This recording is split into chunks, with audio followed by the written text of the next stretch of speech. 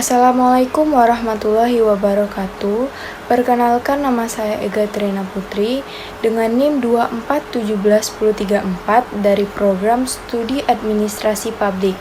Sebelumnya, terima kasih kepada Ibu Riau Sujarwani SOS, MM selaku dosen pengampu mata kuliah Azas Manajemen. Di sini saya akan mempresentasikan dua materi, yaitu membahas tentang perencanaan dan pengawasan. Baiklah, langsung saja kita masuk pada pembahasan materi yang pertama, yaitu perencanaan. Di sini saya akan membahas yang pertama, pengertian perencanaan, tujuan perencanaan, unsur-unsur perencanaan, tahapan dasar perencanaan, prosedur-prosedur perencanaan, syarat-syarat perencanaan, tipe-tipe perencanaan, dan yang terakhir, alasan adanya perencanaan. Baiklah, yang pertama itu ada pengertian perencanaan atau planning.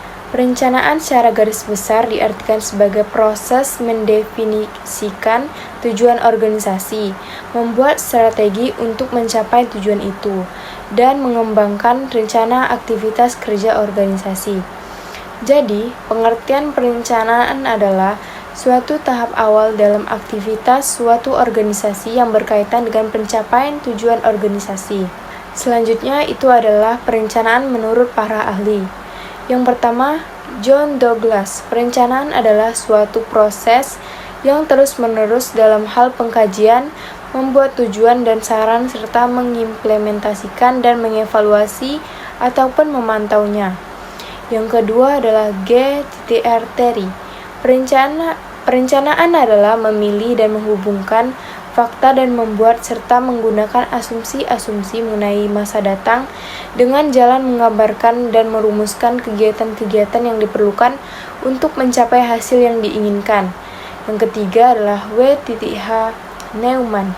Perencanaan adalah keputusan apa yang akan dikerjakan untuk waktu yang akan datang, yaitu suatu rencana yang diproyeksikan dalam suatu tindakan. Baiklah, selanjutnya itu adalah tujuan perencanaan. Yang pertama, perencanaan bertujuan untuk menentukan tujuan, kebijakan-kebijakan, prosedur, dan program, serta memberikan pedoman cara-cara pelaksanaan yang efektif dalam mencapai tujuan. Yang kedua, perencanaan bertujuan untuk menjadikan tindakan ekonomis karena semua potensi yang dimiliki terarah dengan baik pada tujuan. Yang ketiga, perencanaan adalah satu usaha untuk memperkecil risiko yang dihadapi pada masa yang akan datang. Yang keempat, perencanaan menyebabkan kegiatan-kegiatan dilakukan secara teratur dan bertujuan. Yang kelima, perencanaan memberikan gambaran yang jelas dan lengkap tentang seluruh pekerjaan. Selanjutnya itu adalah unsur-unsur perencanaan. Yang pertama, rasional. Dibuat dengan pemikiran yang rasional, tidak secara khayalan, angan-angan, dan harus dilaksanakan. Yang kedua itu adalah prepasi. Dibuat untuk dilaksanakan untuk keperluan tindakan-tindakan kemudian dan seterusnya, bukan yang telah lalu. Selanjutnya itu adalah estimasi. Dibuat berdasarkan analisa fakta dan pemikiran yang mendekati estimat untuk pelaksanaan yang akan segera dikerjakan. Selanjutnya itu adalah operasional. Dibuat berdasarkan analisa fakta dan perkiraan yang mendekati estimat untuk pelaksanaan yang akan segera dikerjakan. Selanjutnya itu ada tahapan dasar perencanaan. Tahap pertama, menetapkan tujuan. Tahap kedua, merumuskan keadaan saat ini. Tahap ketiga, mendefinisikan kemudahan dan hambatan.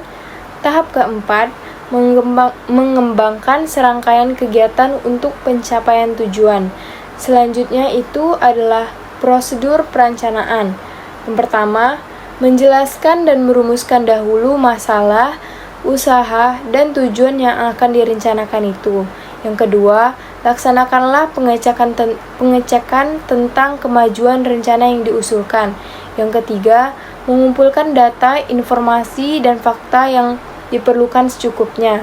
Yang keempat, menganalisis dan mengklasifikasikan data, informasi, dan fakta hubungan-hubungannya. Yang kelima adalah menentukan beberapa alternatif. Baiklah, selanjutnya itu adalah syarat perencanaan. Yang pertama, merumuskan dahulu masalah yang akan direncanakan secara secara sejelas-jelasnya. Yang kedua, perencanaan harus didasarkan pada informasi, data, dan fakta.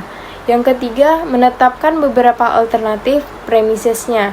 Yang terakhir adalah putuskanlah suatu keputusan yang menjadi rencana. Selanjutnya adalah tipe-tipe perencanaan. Yang pertama, rencana menurut horizon waktu. Rencana jangka pendek kurang dari 1 tahun, rencana jangka menengah 1-2 tahun, rencana jangka panjang 3 tahun atau lebih. Yang kedua, rencana menurut subjektif.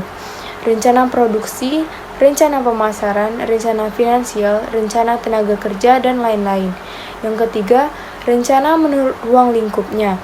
Rencana strategis, strategic plan, yaitu rencana yang ditunjukkan pada kebutuhan jangka panjang organisasi dan menentukan secara komprehensif arah dari tindakan organisasi atau subunit organisasi.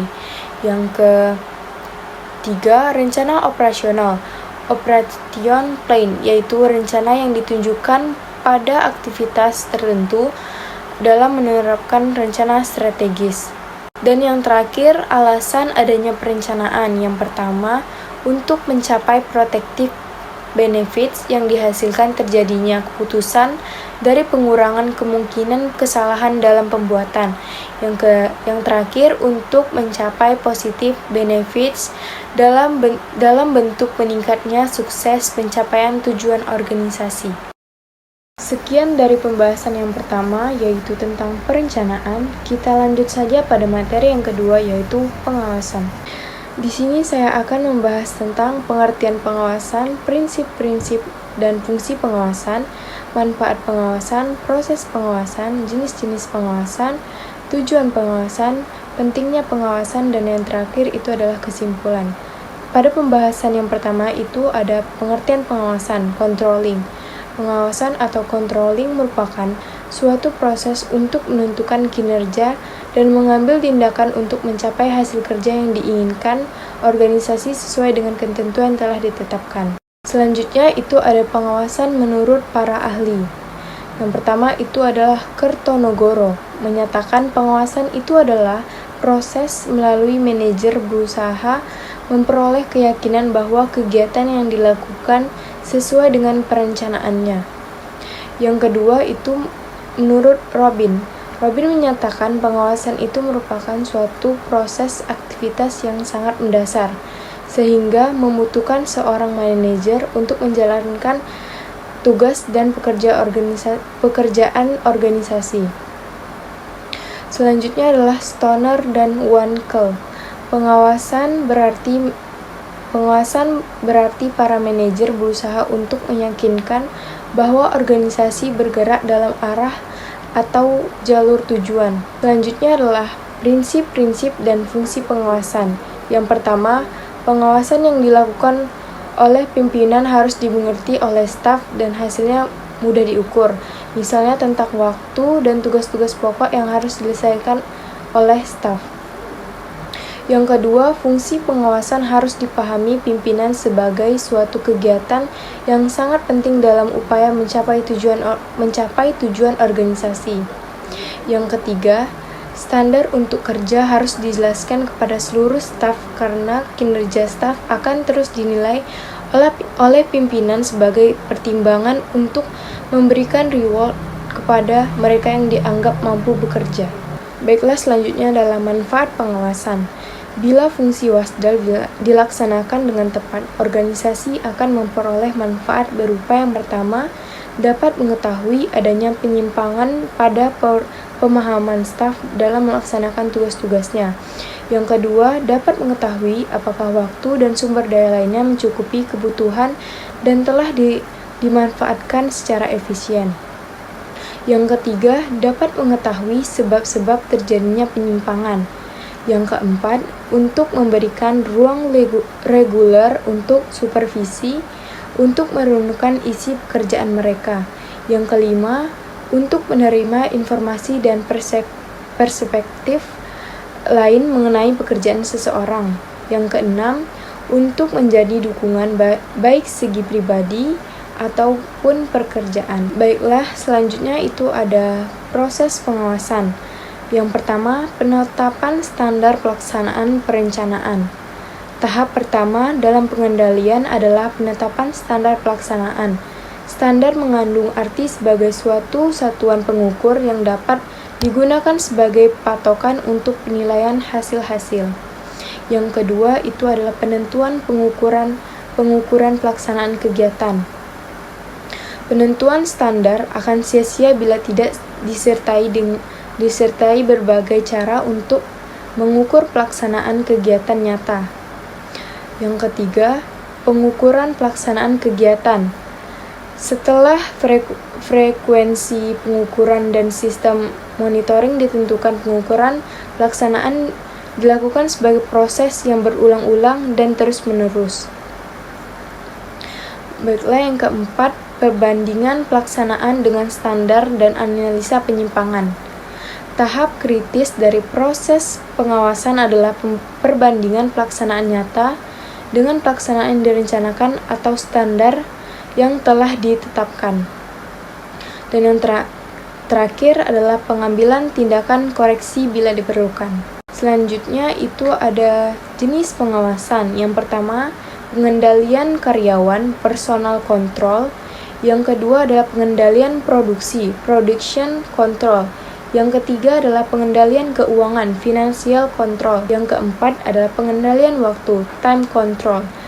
Yang kelima adalah pengendalian teknis, technical control.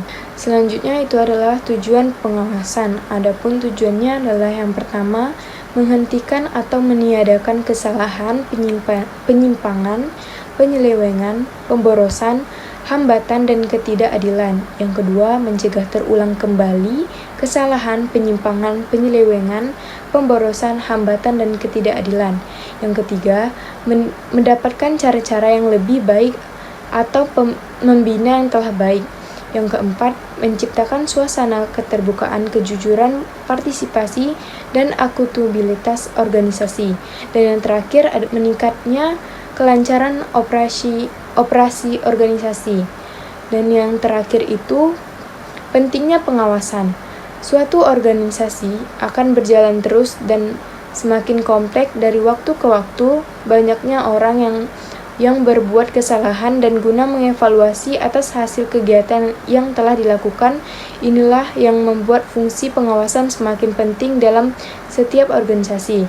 Kesimpulannya, pengawasan merupakan suatu usaha sistematik untuk menetapkan standar pelaksanaan tujuan dengan tujuan perencanaan, merancang sistem informasi umpan balik, standar yang telah ditetapkan sebelumnya, menentukan dan mengukur penyimpangan-penyimpangan, serta mengambil tindakan koreksi yang diperlukan.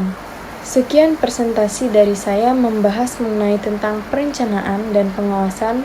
Apabila ada kesalahan dan kata yang kurang jelas, saya mohon maaf. Sekian dari saya. Wassalamualaikum warahmatullahi wabarakatuh.